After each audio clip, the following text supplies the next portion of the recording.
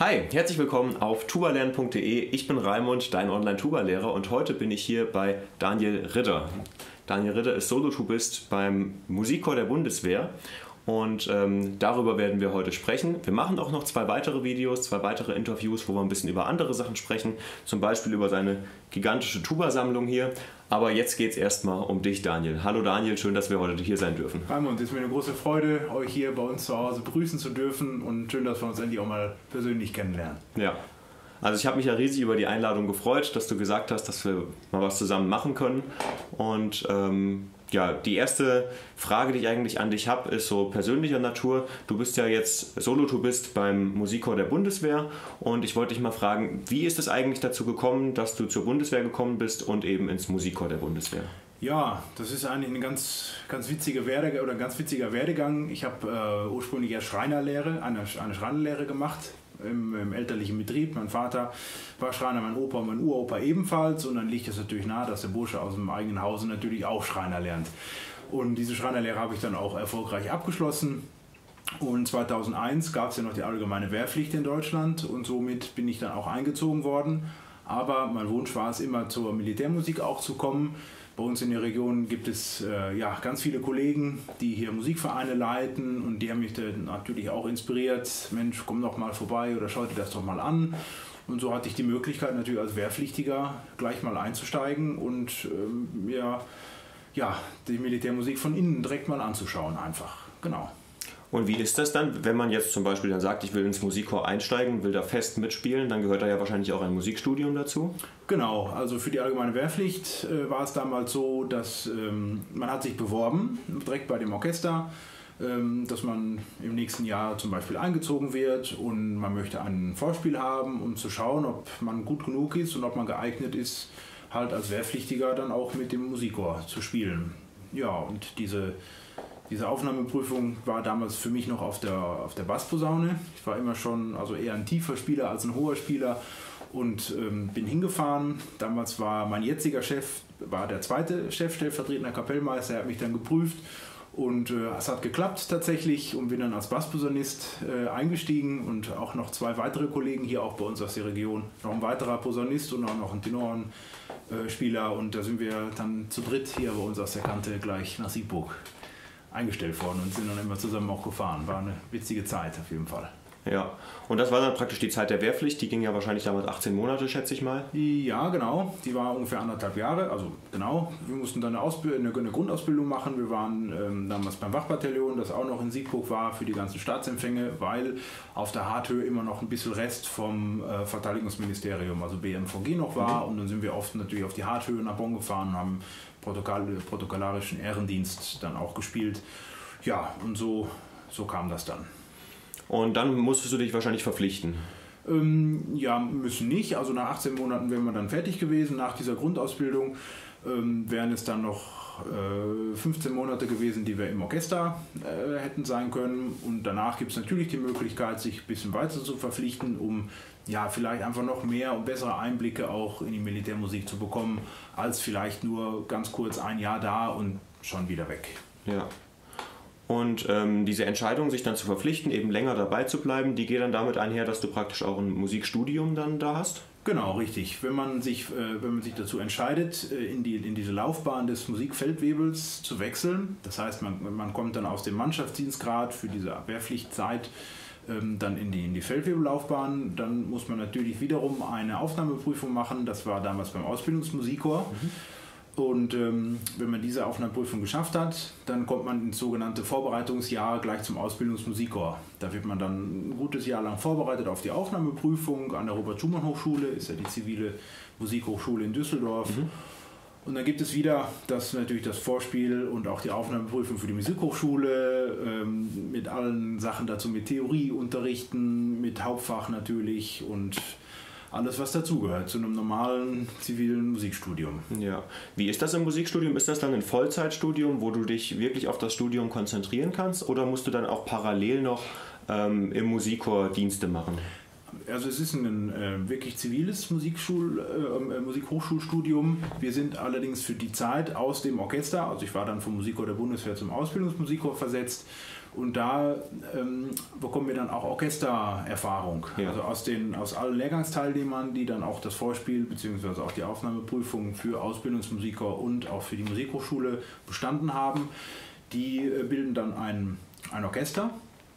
Und da wird Literatur geprobt, da gibt es Konzertreisen, immer über mehrere Wochen im Frühjahr, wenn natürlich semesterfrei ist. Und wenn Semesterferien sind, dann ist die Orchesterzeit. Aber wenn das Semester normal läuft, sind wir an der Hochschule ganz normal in den Vorlesungen und Fächern, Hauptfachunterricht etc., wie jeder andere Musikstudent auch. Ja.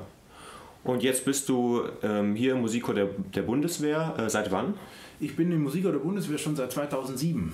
Okay. Tatsächlich. Das ist jetzt schon 14 Jahre ist man jetzt schon wieder da, und also mir kommt es vor, als wäre die Zeit wie mit einem Fingerschnipp schon wieder vorbei. Ja. Aber man fühlt sich so wohl in dem Orchester. Es ist so abwechslungsreich. Wir machen so viele verschiedene Sachen, wir machen so viele Crossover-Projekte, wir machen CD-Aufnahmen, wir haben tolle Konzertreisen. Wir sind Gott sei Dank in vielen, vielen großen, tollen Konzertsälen, wie zum Beispiel die Elbphilharmonie, Münchner Herkulessaal, in Bremen in der Glocke, Kölner Philharmonie, Berliner Philharmonie. Und das ist natürlich einfach wahnsinnig toll, in so Häusern zu spielen. Zum Beispiel in Leipzig im Gewandhaus haben wir auch schon gespielt. Und was da für Dirigenten schon waren, was da für Orchester schon gespielt haben. Und dann kommen wir als Musikchor der Bundeswehr aus Siegburg ebenfalls in den gleichen Saal. Also da ist man schon wirklich stolz drauf, dass man da auch rein kann. Was macht den größten Unterschied aus zu den Orchestern, die eben sonst beispielsweise in Leipzig im Gewandhaus spielen?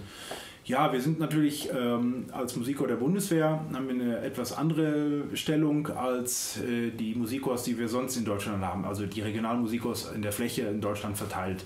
Wir sind als konzertantes Blasorchester, also als symphonisches Blasorchester, eigentlich auf den Bühnen im In- und Ausland tätig. Das heißt, wir repräsentieren die Bundeswehr, wir repräsentieren also wirklich die traditionelle Militärmusik, die ja schon über viele Jahrhunderte eine unverzichtbare Tradition im gesamten Blasmusikwesen hat, und die vertreten wir da im In- und Ausland auf den großen Konzertbühnen. Anders natürlich zu den Kollegen jetzt zum Beispiel aus Berlin, das Stabsmusikchor, die rein für protokollarische Aufgaben und Zwecke da sind. Die spielen natürlich auch Konzerte in den ganz tollen Sälen, die auch in Berlin und Umland natürlich auch da sind.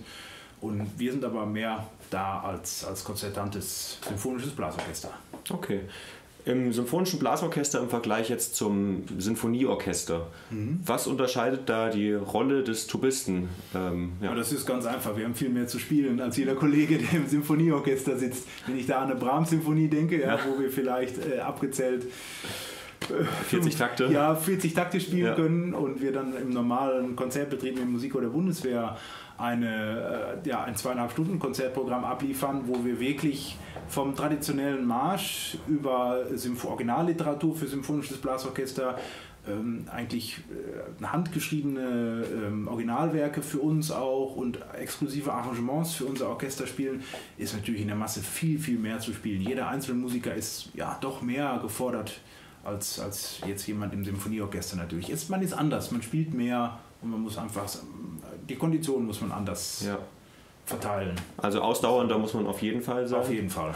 Und wie ist es von der Schwierigkeit her, die Stellen, die ich jetzt im symphonischen Blasorchester habe, wenn da eine schwere Stelle kommt, sind die dann leichter oder noch schwerer als zum Beispiel die im Symphonieorchester? Also jetzt ganz aktuell, wir hatten letzte Woche tatsächlich wieder ein kleines Konzert bei uns in Siegburg. Das war das Examenskonzert von unserem zweiten Kapellmeister, und er hat unter anderem die Bearbeitung gemacht von Don Juan von Strauss. Und wenn man da natürlich an die Symphonieorchesterversion denkt, das ist relativ einfach zu spielen natürlich, und in der Blasorchesterversion ist dann einfach viele Stellen, die in den Streichern sind. Kontrabass, Celli, also das ist schon nochmal technisch schon mal wieder noch eine ganz deutliche Herausforderung.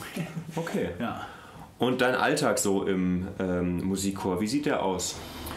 Ja, in der Regel haben wir um 8 Uhr Orchesterprobe, schon in der Früh. Das ist 2 Stunden früher als die Kollegen in dem Symphonieorchester draußen.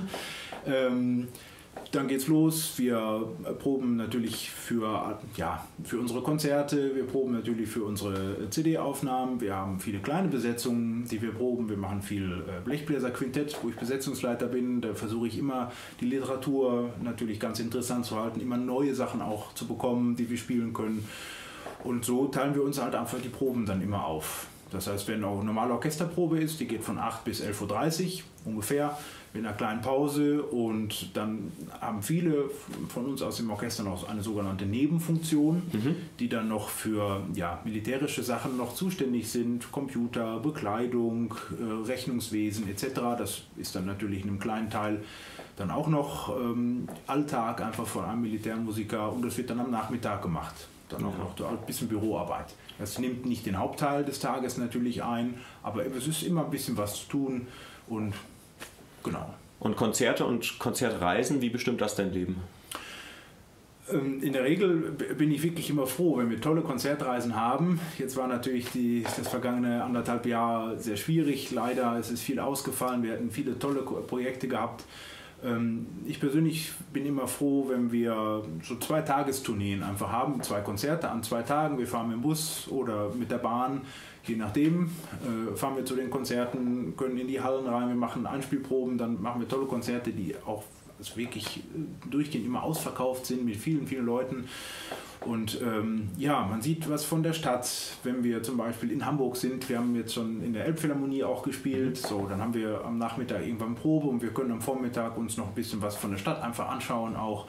Und diese Mischung zwischen, es ist alles Kultur natürlich auch, die man sich in der Stadt anschaut, aber dann auch am Nachmittag im Konzertsaal. Und diese Mischung macht es einfach unheimlich interessant. Es ist einfach eine große Freude, diesen Beruf auszuüben. Es ist einfach toll, man bekommt Rückmeldung vom Publikum, entweder klatschen sie mehr oder weniger, wenn es ihnen gefallen hat oder nicht.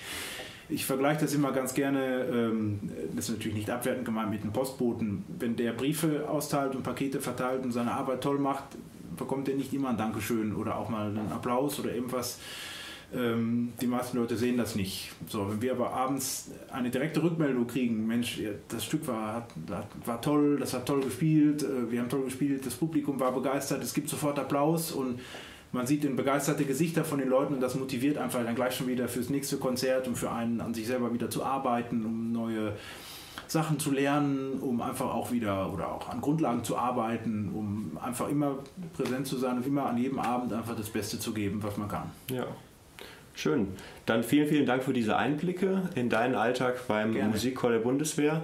Und wenn ihr noch Fragen habt, könnt ihr natürlich gerne einen Kommentar unter das Video schreiben. Und ich denke mal, Daniel, du liest wahrscheinlich die Kommentare auch ein bisschen mit und kannst dann direkt antworten. Genau.